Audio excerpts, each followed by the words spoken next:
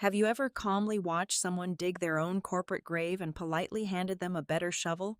I was the invisible architect keeping one medical technology company alive, until an arrogant roadblock wrapped in designer labels stole my work and gave me 24 hours before being fired.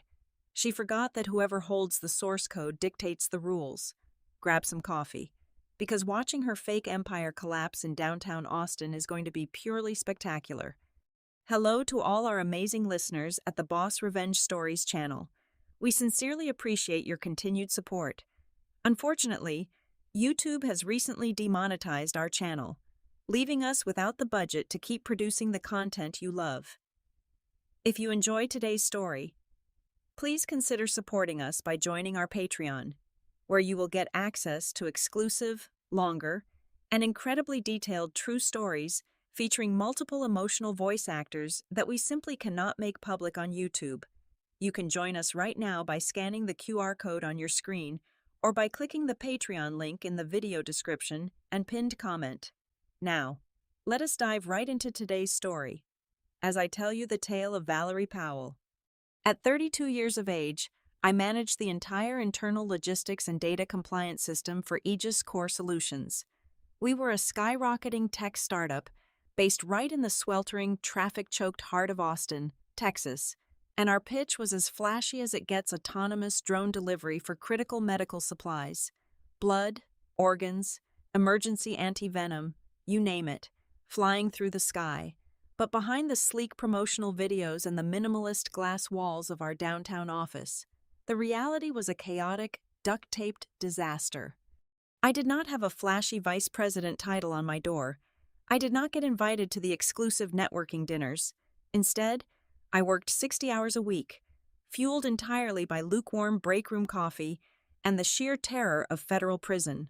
Welcome to the American startup hustle, where burnout is a badge of honor and sleep is considered a weakness. I was the invisible janitor of the company. Whenever a catastrophic data breach loomed or an unannounced inspection from the Food and Drug Administration threatened to shut us down, I was the one pulling all-nighters to scrub the data, patch the servers, and forge a miracle out of thin air. Nobody outside the server room ever knew the absolute nightmares I prevented on a daily basis. The man who took all the credit was our Chief Executive Officer, Richard Sterling. Richard was a textbook Silicon Valley visionary. He possessed an uncanny ability to stand on a stage in a tailored turtleneck and speak passionately about disrupting healthcare paradigms for 45 minutes without actually saying a single substantive word. Technically speaking, the man was completely hollow. He could barely troubleshoot his own email client without calling me in a panic. Yet he was steering a medical aviation company. Richard relied entirely on me to navigate every single technical and legal crisis. Whenever the code broke or the regulatory agencies started asking difficult questions, he would barge into my cubicle, drop a crisis on my desk, and say something like, "Valerie, make this headache go away by tomorrow morning." And I always did. But to Richard, my relentless dedication was just a natural, expected resource. He took my brilliance for granted, treating my 60-hour weeks as if they were just standard baseline performance for someone without a C-suite title. But I endured it all because of the endgame. Aegis Core Solutions was burning through venture capital cash at a terrifying rate, and our survival hinged entirely on one massive target. We were in the final stages of preparing to close a monumental contract worth tens of millions of dollars with the absolute largest private hospital network in the state of Texas. This was the golden ticket. If we landed this deal, Aegis Core would instantly transform from a struggling startup into an industry titan, and we would finally have the capital to fix our broken infrastructure. However, the hospital network was not going to hand over a multi-million-dollar contract based on Richard's charismatic smiles. Their board of directors demanded cold, hard, bulletproof data. Specifically, they needed a flawless flight safety risk assessment report to prove we were not going to accidentally drop medical waste on a kindergarten. So, I went to work for 6 agonizing months. I practically lived at the office. I combed through thousands of flight logs, analyzed wind shear variables, documented payload failure rates, and meticulously mapped out every single compliance protocol to satisfy both state laws and federal aviation regulations. I sacrificed my weekends. I canceled every social plan, and I slept under my desk more times than I care to admit. The result was a comprehensive 150-page fortress of data that proved our drones could safely deliver life-saving supplies over heavily populated urban areas. It was my masterpiece, the definitive document that would finally force the hospital board to sign on the dotted line. I had poured my absolute soul into that risk assessment. I firmly believed that once this deal closed, there would be no more ignoring the invisible architect in the back room. I was certain this report was my guaranteed ticket to a massive promotion, a corner office, and the respect I had bled for. Just as I was putting the absolute final touches on the master risk assessment, a Category 5 hurricane wrapped in Chanel hit the office. Her name was Chloe Vance. Richard had returned from a 2-week spiritual retreat in Tulum, Mexico, not just with a glowing tan, but with a brand new fiancé and a truly shocking executive announcement. Chloe, whose primary professional achievement until that fateful Tuesday was amassing 2 million followers by posting heavily filtered pictures of detox teas and yoga poses, was immediately installed as our brand new Vice President of Strategic Innovation. The contrast between our two worlds was enough to induce severe motion sickness. While I was practically buried alive under complex encryption protocols, fighting daily battles to keep our data secure from cyber threats, Chloe immediately transformed the executive floor into her own personal lifestyle studio. She strutted through our cramped corridors wearing $4,000 designer heels, constantly trailed by a terrified assistant holding a portable ring light for impromptu social media updates. She burned imported sage in the break room to cleanse our corporate aura. Her vocabulary consisted entirely of hollow corporate buzzwords she had clearly memorized from a podcast. Every morning, stand-up meeting became a torturous, hour-long session where she lectured our exhausted software engineers about synergizing our core vibrations, unlocking disruptive potential, and curating an aesthetic flight journey.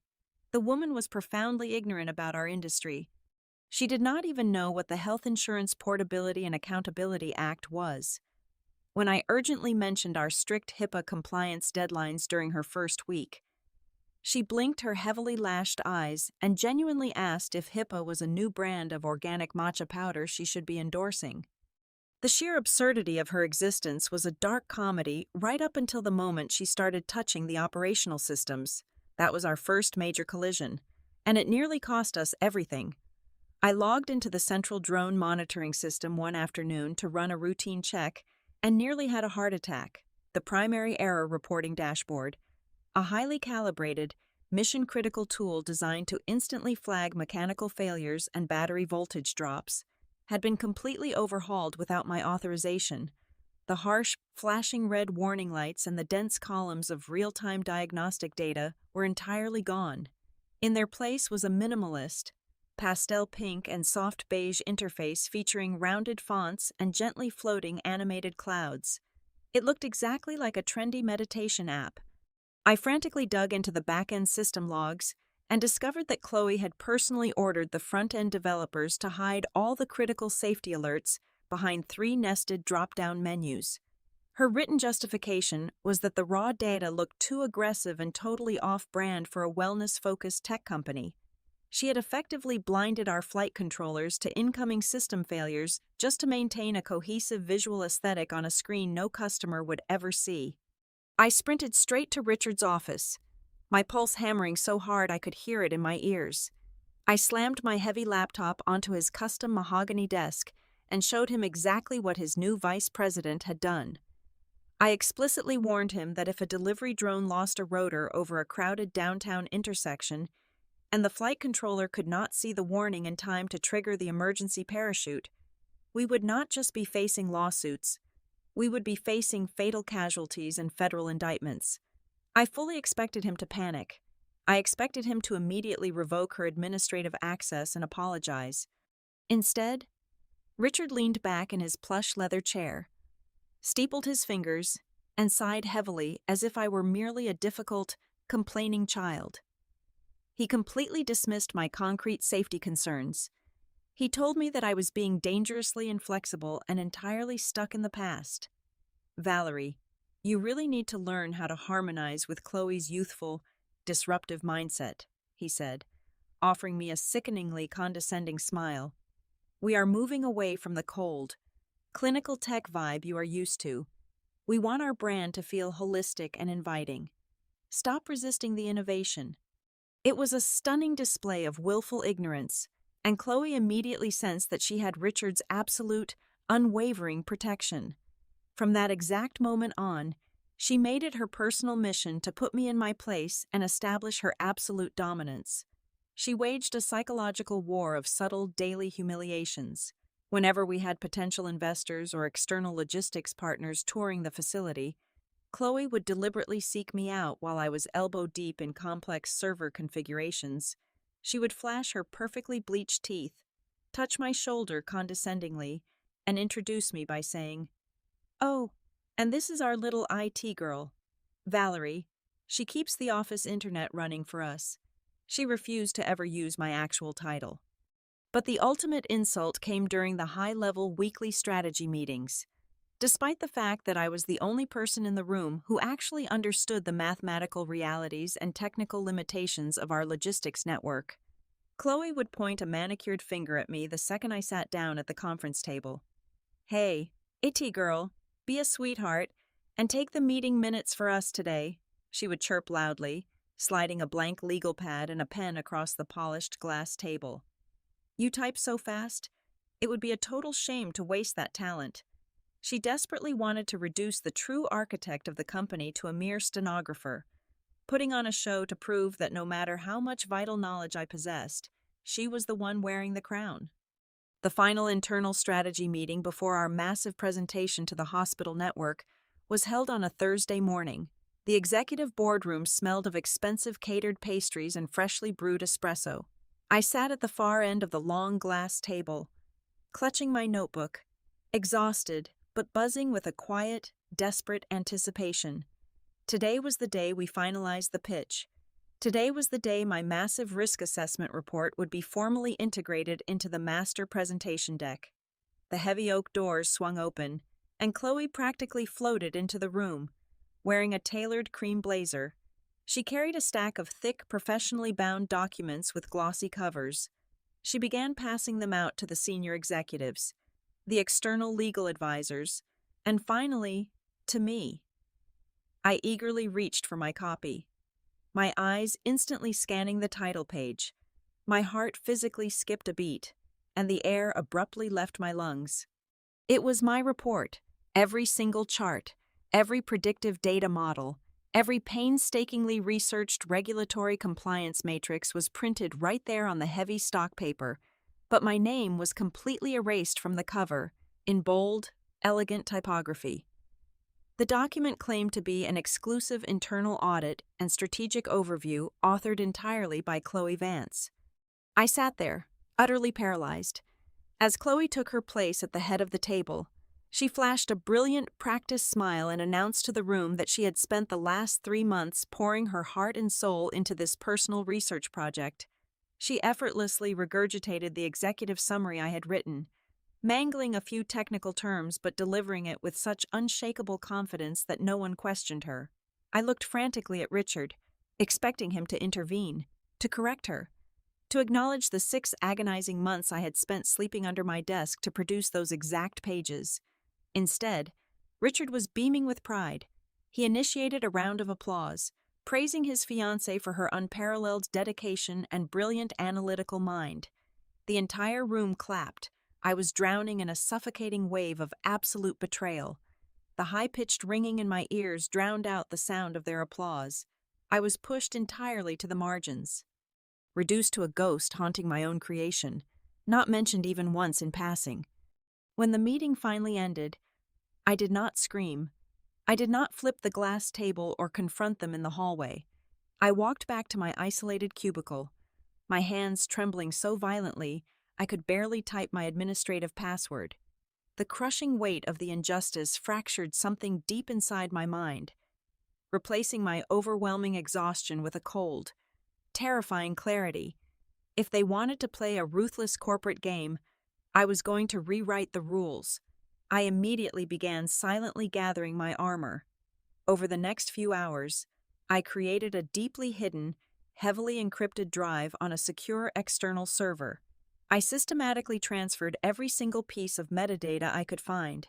I downloaded the server access logs, the raw internal email threads, the time-stamped version histories from our cloud storage, and the specific network routing addresses matching my terminal for every single edit made to that 150-page document. I built a bulletproof digital vault proving exactly who the real architect was. The universe, however, has a funny way of accelerating a crisis. The very next morning, a catastrophic hurdle appeared. The hospital network's review board sent an unexpected email demanding the raw, unedited hardware testing data from our active drone fleet for the most recent 30-day period. They wanted to see our real-world failure rate before signing the final contracts. I pulled the data directly from the flight servers. The actual hardware failure rate stood at precisely 12%. In the realm of experimental aviation logistics, a 12% anomaly rate caused by minor sensor glitches and battery temperature warnings was an incredibly honest, manageable number. We could easily explain it to their technical team and outline our patching roadmap. However, to a boardroom of wealthy hospital administrators looking for a flawless investment, 12% looked like a massive, bleeding liability. It was not the pretty, perfect narrative Richard and Chloe were trying to sell. By 9 o'clock on Friday night, the office was completely abandoned. The only light left on the entire floor was the harsh fluorescent bulb hanging over my desk. I was deep into drafting the technical explanations for the 12% metric when the heavy glass doors at the end of the hallway violently banged open. The sharp, rapid clicking of designer heels echoed on the hardwood floor, growing louder and more aggressive with every single step. Chloe stormed into my cubicle, her face flushed with fury, reeking of expensive wine and sheer panic. She slammed a silver USB drive onto my keyboard with so much force it nearly cracked the plastic keys. She did not bother with her usual condescending sweetness. Her carefully crafted aesthetic mask was entirely gone, revealing a desperate, vicious tyrant underneath. She leaned over my desk, invading my space, and screamed that the hospital board would immediately cancel the multi-million-dollar deal if they saw a 12% failure rate. She demanded that I take the raw data files on the USB drive, completely cook the numbers, and rewrite the server history to reflect a flawless 0% failure rate for Monday morning's final presentation. I stared blankly at her, my voice eerily calm as I informed her that manipulating medical hardware data to deceive a healthcare provider was a direct violation of federal law, and I absolutely would not commit corporate fraud for her. Chloe's eyes widened with manic, uncontrollable rage. She pointed a perfectly manicured finger directly an inch from my face. "Listen to me, you pathetic little IT girl," she hissed, her voice dripping with venom. "You are nothing but a roadblock. I am the face of this company. You will get this done tonight, or you can pack your miserable things and get out of my building. You're fired." Most people in that situation would have completely broken down.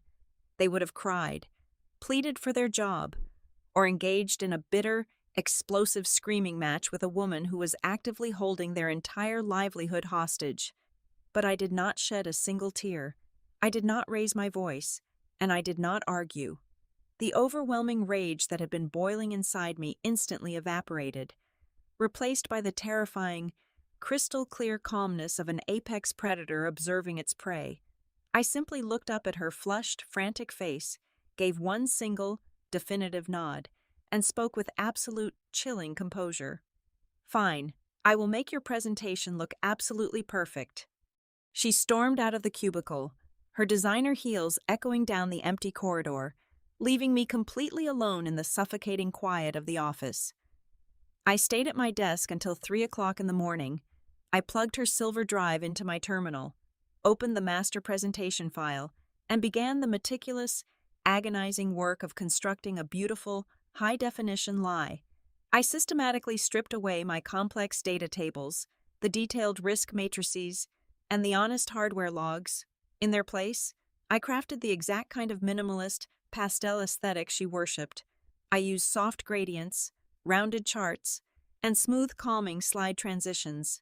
And right there, in the center of the critical performance metrics section, I typed out a massive, flawless 0% failure rate. It looked pristine. It looked exactly like the hollow corporate fantasy she desperately needed to sell to the investors.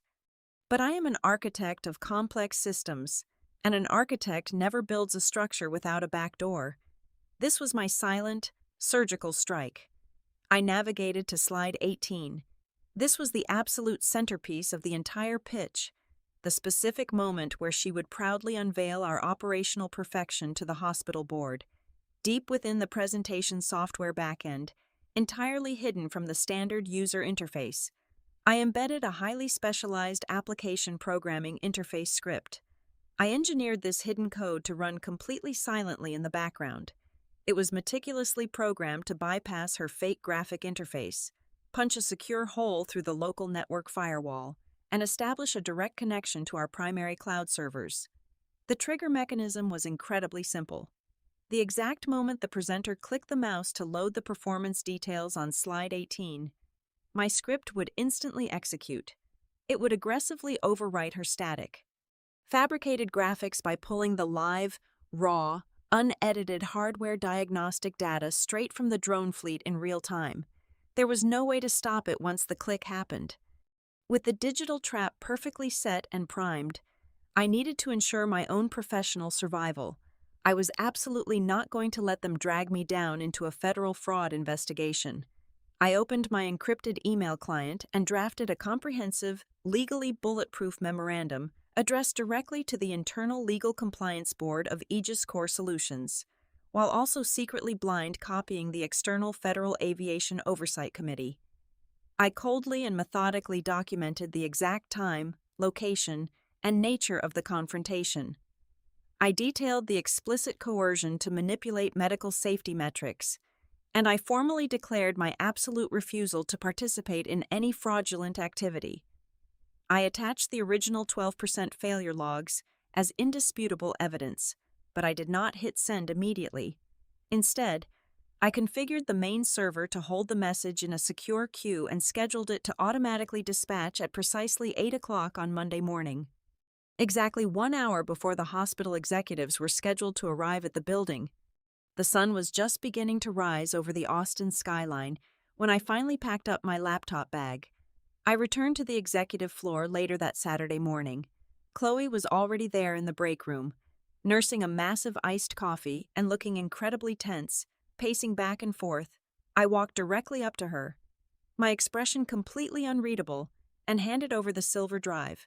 I offered her a faint, polite smile. She snatched the drive from my fingers with a triumphant smirk, her eyes immediately gleaming with the arrogant satisfaction of a conqueror.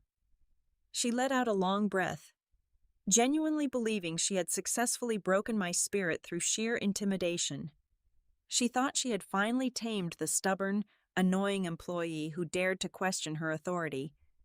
She had absolutely no idea she was holding a live digital grenade, and she was about to pull the pin herself. The morning sun blazed relentlessly through the floor-to-ceiling glass windows of the executive boardroom on Monday, casting long, sharp shadows across the polished mahogany table. The air inside the room was heavily air-conditioned, yet the atmosphere felt suffocatingly thick with anticipation. The quiet hum of the central ventilation system was the only sound as we waited. At precisely 9 o'clock, the heavy double doors swung open to admit the senior leadership team of the hospital network. They moved as a single, imposing unit, projecting immense wealth and absolute authority. Leading their delegation was their chief medical officer, a stern, broad-shouldered man who carried the unmistakable, rigid posture of an ex-military trauma surgeon. His sharp, calculating eyes immediately began scanning the room, assessing every single detail with the ruthless efficiency of a man who dealt in life and death on a daily basis. He did not look like a man easily swayed by flashy marketing or empty promises.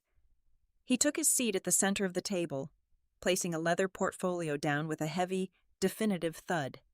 A moment later, Chloe made her grand entrance. She looked absolutely radiant, wearing a flawlessly tailored, pristine white designer suit that probably cost more than my entire annual salary. She exuded a suffocating aura of supreme, unshakable confidence, floating to the front of the room like a celebrity stepping onto a red carpet to accept an award. Richard sat near the front, adjusting his expensive silk tie, his face practically glowing with immense, arrogant pride as he watched his fiancée command the corporate space. And then there was me. I was positioned in the furthest, darkest corner of the expansive room, deliberately blending into the background. I sat completely motionless, my hands resting lightly on the cold aluminum shell of my closed laptop. I was completely silent, effectively reduced to a mere shadow watching a theatrical performance unfold. Chloe clicked her wireless remote, and the massive high-definition screen behind her flickered to life. She began her presentation with practiced, effortless grace. Her voice was smooth, melodic, and expertly modulated to project warmth and visionary leadership. She paced the front of the room, using expansive, theatrical hand gestures as she deployed an endless barrage of macro-level corporate buzzwords designed specifically to dazzle and disarm her audience. She spoke passionately about unlocking a risk-free future for medical logistics. She promised absolute precision, unparalleled synergy, and a revolutionized healthcare paradigm. The pastel charts and soft, floating graphics I had built for her danced across the screen, painting a picture of a flawless, utopian machine. She was putting on the performance of a lifetime, selling a breathtaking illusion with absolute conviction. For the first 20 minutes, the strategy worked flawlessly. The financial administrators leaned forward in their plush leather chairs, nodding thoughtfully, clearly mesmerized by the sleek visuals and her undeniable charisma. But as she slowly transitioned toward the dense operational mechanics, the energy in the room began to subtly shift. The ex-military doctor had not nodded a single time. He sat perfectly still, his massive arms crossed tightly over his chest, his piercing gaze locked directly onto Chloe. He was absolutely not buying the soothing aesthetic. When Chloe paused for a dramatic breath, his deep, gravelly voice cut through the polished silence of the boardroom like a serrated blade. He did not ask about synergies or market paradigms. He started asking deep, surgically precise questions about mid-air error handling protocols. He demanded to know the exact latency period between a sudden motor failure and the deployment of the emergency parachute system. He asked how the internal gyroscopes compensated for unexpected, high-velocity wind shear when carrying highly sensitive, temperature-controlled payloads like human organs. He was actively probing the very foundation of the technology, searching for the ugly mechanical truths that Chloe had ordered me to erase. He wanted the raw truth, not a marketing brochure. A fleeting shadow of genuine irritation crossed Chloe's perfectly contoured face, but she recovered instantly, burying the panic beneath a bright, reassuring smile. She did not actually understand a single technical word he had just said, but she felt entirely protected by the manipulated silver drive I had handed her. She confidently met the veteran doctor's skeptical, unyielding gaze, radiating condescending warmth. "I completely understand your rigorous concerns regarding operational safety," Chloe purred smoothly, gesturing gracefully toward the massive glowing screen behind her. "However, all the answers you need are on the next slide, sir. Our data does not lie." In the dark corner of the room, I slowly exhaled. I leaned my weight back against the firm, ergonomic mesh of my office chair. I let my fingers slip off the edge of my laptop, my hands falling limply to my sides.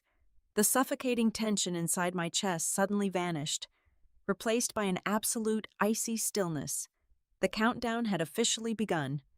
Chloe confidently pressed the button on her wireless presenter, advancing to slide 18. For 2 agonizingly long seconds, the massive high-definition screen displayed exactly what she had commanded me to build. A perfectly smooth, aesthetically pleasing blue chart bloomed across the projection, proudly displaying a flawless 0% failure rate. Chloe's smile widened into a radiant, triumphant beam as she gestured toward the fabricated perfection. But the exact moment she opened her mouth to speak, my hidden application programming interface script executed. The entire boardroom gasped in unison as the massive screen violently flickered. The beautiful pastel graphics physically shattered like broken glass, instantly overridden by a brutal, unformatted terminal window. The projection flooded with glaring, aggressive crimson red. Thousands of lines of raw diagnostic data cascaded down the screen, violently culminating in a massive, undeniable metric, a 12% hardware failure rate. Directly beneath that damning number, a brilliant red, automated warning from the Food and Drug Administration flashed relentlessly, indicating critical safety violations. The color instantly drained from Chloe's perfectly contoured face, leaving her a ghostly, terrified white. She dropped her presenter, her hands trembling violently as she stammered incoherently, unable to form a complete sentence. Absolute panic seized her. She whipped around, pointing a shaking manicured finger directly at the dark corner where I sat. She sabotaged it. "It is a system error. The IT girl hacked the presentation," she shrieked, her voice cracking in hysterical desperation. The ex-military doctor did not even blink at her theatrical outburst. He abruptly pushed his heavy chair back and stood up, his massive frame dominating the room. "I know how to read application programming interface code, ma'am," he growled, his voice vibrating with absolute lethal authority. "That system is pulling live, unedited data directly from your flight servers right at this exact moment. You people did not just build a dangerously faulty logistics network. You actively attempted to defraud a major healthcare provider with intentionally forged data." Richard practically leaped out of his chair, his polished Silicon Valley visionary persona completely disintegrating into pure, sweating terror. He frantically waved his hands, begging for a moment to explain, promising complete transparency and immediate internal investigations, but it was entirely useless. The hospital executives wordlessly snapped their leather briefcases shut in perfect, terrifying unison. The doctor looked down at Richard with pure disgust. "All negotiations are permanently canceled. Expect a formal report to the Federal Business Ethics Committee by the end of the day," he stated coldly, before turning his back on the crumbling empire. As the executives marched out of the room, leaving Chloe sobbing hysterically against the whiteboard and Richard burying his face in his trembling hands, I finally moved. I stood up from my chair with absolute, serene calmness. I walked slowly across the thick carpet, moving through the suffocating wreckage of their multi-million-dollar dream. I stopped directly in front of Richard and gently placed two meticulously folded documents onto the polished mahogany glass table. The first was my formally signed letter of resignation. The second was a printed copy of the time-stamped, encrypted email I had successfully sent to the Legal Compliance Board 1 hour earlier. I turned my head and looked directly into Chloe's red, tear-streaked eyes. The panic in her face was absolute.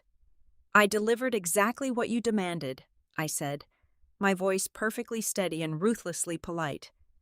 The truth, I did not wait for a response. I simply turned on my heel and walked out of the boardroom, leaving them to burn in the ashes of Aegis Core Solutions.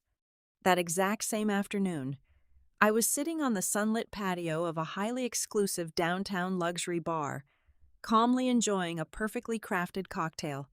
The crushing weight of the last 3 years had completely vanished.